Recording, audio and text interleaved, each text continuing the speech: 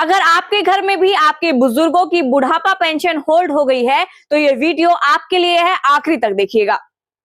मित्रों, पिछले दिनों जैसा आपने कहा है, विपक्ष के कुछ नेताओं द्वारा जनता को गुमराह करने के उद्देश्य से भ्रामक प्रचार किया जा रहा है।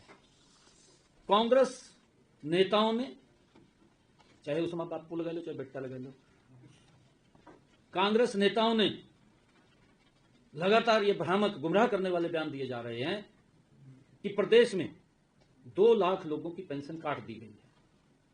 ये बयान दिए जा रहे हैं। इस विषय पर वास्तविक स्थिति में स्पष्ट करना आवश्यक भी है, ताकि हमारे सम्मानित बुजुर्ग हैं, बुजुर्गों का सम्मान हमारी सरकार की प्राथमिकता है। अगर आप लोग देखेंगे इस कड़ी में, मैं बताना चाहता हूं, इस कड़ी में देखेंगे देश के यशस्वी प्रधानमंत्री आदरणीय नरेंद्र मोदी जी ने,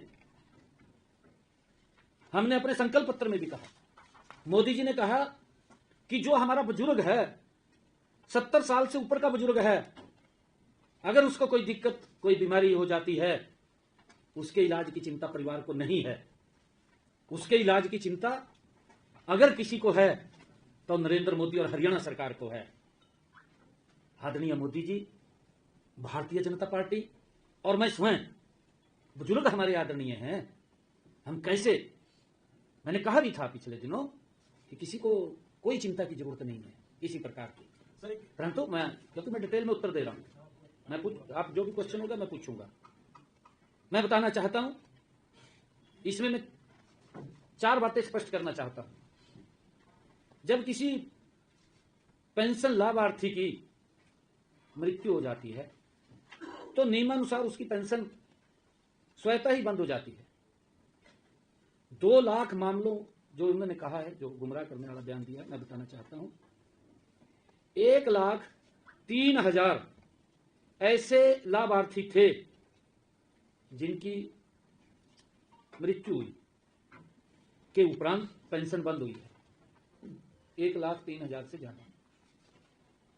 अक्टूबर 2024 से registrar general of India portal में किसी तकनीकी समस्या के कारण हमें हरियाणा में जो हमारे बुजुर्ग चले गए थे, ऐसे व्यक्तियों का डाटा नहीं मिला था।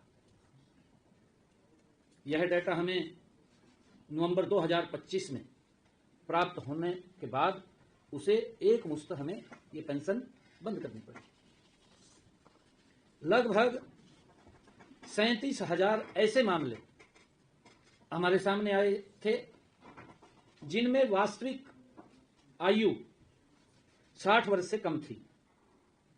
पिछले दिनों भी, क्योंकि कोर्ट के केस हुए हैं, कोर्ट के अंदर रिस्टोर करने की भी बात करी गई थी कि ये पेंशन वापस ली जाए। आपके सामने है, क्योंकि क्वेश्चन मार्क लगता है सरकार के ऊपर भी। ऐसे 37,000 मामले हमारे सामने आए थे जिनकी आयु कम थी। 60 वर्ष से अधिक उन्होंने डाटा से छेड़छाड़ की गई और अपनी पेंशन को लगवाई। इन लाभार्थियों की पेंशन इनकी भी बंद नहीं की है, स्थगित की है। जो 37,000 हैं, इनकी बंद नहीं की, क्योंकि इसको और वेरीफाई कर रहे हैं, उसको स्थगित किया है, बंद नहीं किया अभी कहीं। क्योंकि डेटाबेस में छेड़छाड़ करने वालों के विरुद्ध भी हम कार्रवाई शुरू की जा सके, वो भी देख रहे हैं कि जिन्होंने छेड़छाड़ की है इस डाटा के साथ, उनके खिलाफ भी कार्रवाई हो। यदि ये लोग अपनी आयु 60 वर्ष से अधिक होने का प्रमाण पत्र देते हैं तो इनकी पेंशन पुनः शुरू कर दी जाएगी। मैंने कहा है, शुरू में कहा है कि हमें एडीसी को इस ग्रीवेंस के अंदर उनकी जो दिखते हैं, क्योंकि ये मामले ऐसे ही हैं। और मैं ये भी बताना चाहूंगा कि 39,000 मामलों में स्थानीय समिति, सेक्टर समिति द्वारा आय आधारित पात्रता का प्रमाण सत्यापन नहीं कराया गया। आय से अधिक उसका उनके द्वारा ही कराना पड़ता है, वो उन्होंने नहीं कराया है। इनकी पेंशन भी बंद नहीं हुई है।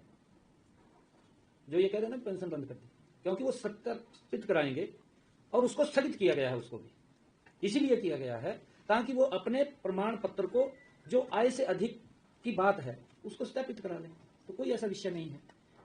यदि ऐसे मामलों में आय का प्रमाण पत्र दिया जाएगा तो तुरंत उसका सत्यापन करवाया जाएगा और सही प्रमाण पाए जाने की सूरत में पेंशन उसकी शुरू हो जाएगी। इसमें कोई दिक्कत नहीं।